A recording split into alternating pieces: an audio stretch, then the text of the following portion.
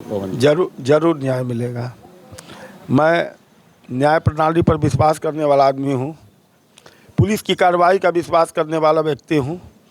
सत्य के कारण ही तो मेरा बेटा फांसी पर चढ़ा है। वो भी सत्यवादी था, वो रिश्वत देने वाला नहीं, गलत का साथ देने वाला नहीं, और आवाज़ उठा करके गया है कि जो अपने धाराओं का जो दुरुपयोग कर रहा है लोग, उसको कम से कम रास्ता सही मिले। और महिला आयोग है तो पुरुष आयोग भी बनना चाहिए।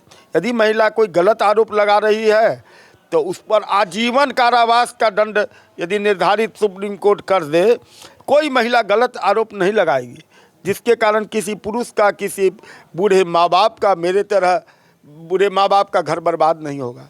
ये आवाज़ वो उठाया है भगत सिंह की तरह, और 1-2 महीना की तैयारी के बाद वो अपने आप को फांसी पर चढ़ाया है। उसने लिखा था जस्टिस इज ड्यू। इसका मतलब इंसाफ अभी बाकी है, लेकिन 4 आना मुझे इंसाफ मिला है। अब मैं अपने पोते का मुंह देखना चाहता हूं कि अब उसको वो मार दे, कहाँ रखी है, इसको सोच सोच के मैं बहुत व्याकुल हूँ। राष्ट्रपति जी से, प्रधानमंत्री जी से, जोगी जी से, नीतीश जी से, लालू जी से, सबसे मेरी गुहार है, मुझे पोते को दे दिया जाए, जिससे फिर मैं एक अतुल सुभाष को इस गांव में खड़ा करूंगा। इस गांव के लिए मैं कुछ भी करूंगा, इस बिहार के लिए नहीं, पूरे भारत के लिए। वैसा इंजीनियर जिसको थोड़ा भी कोई कंपनी में कोई प्रॉब्लम हो, वो बैठे बैठे सोल्व करता था। अमेरिका गया था 1-1.5 महीना पहले, वहाँ पर रिसर्च के लिए गया था। वहाँ की इंजीनियर कहते थे अतुल तुम अमेरिका में रह जाओ, कहता था कि ना, मैं भारत के लिए पैदा हुआ हूँ, भारत में रहूँगा, भारत में मरूँगा, अपने माँ बाप को देखूँगा, यहाँ के भारत के लिए कुछ करूँगा, यही कहते हुए वो शहीद हुआ है। अब क्या उम्मीद? मुझे उम्मीद है पूरा अपने कानून पर। कर्नाटक की जो पुलिस है उसकी कार्रवाई इतनी बढ़िया हुई है, मैं उसको धन्यवाद देता हूँ, थैंक यू देता हूँ।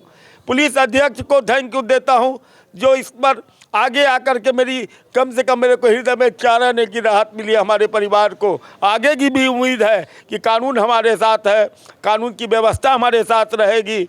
जो हमारे पर इल्ज़ाम है उसको वहीं से दूर कर दिया जाए। अब हमारा परिवार कोर्ट का चक्कर काटने के लायक नहीं है। यदि ऐसा होगा तो हम उसकी अस्थि को बहा के वही आत्मदाह कर लेंगे। अब हमारे पास दूसरा कोई रास्ता भाई साहब नहीं है।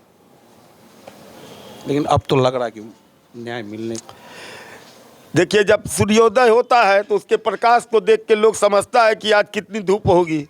आज मुझे जो राहत मिली है कानून के द्वारा, पुलिस के द्वारा, न्याय प्रणाली के द्वारा, उससे मुझे उम्मीद जाग गई है कि आगे की मुझे न्याय मिलेगा।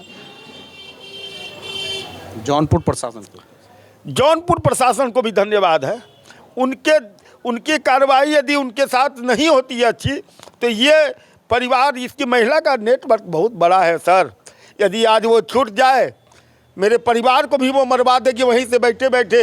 ये मुझे जानकारी मिली है कि वो महिला, इतनी बड़ी नेटवर्क है उसका अपराधियों के साथ, मिनिस्टरों के साथ, वहाँ से बैठे बैठे वो हम लोग के परिवार को ख़त्म करवा देगी, इसके मैं गारंटी लेता हूँ। वो बोलती भी थी हमारी पत्नी को कि तुम लोग अभी क्या देखे हो, तुम लोग को तो ऐसा चक्की पिसवाऊँगी और सबको मजबूर कर दूंगी मैं सुसाइड करने के लिए। मेरा बेटा बार बार सुनते सुनते हो गया।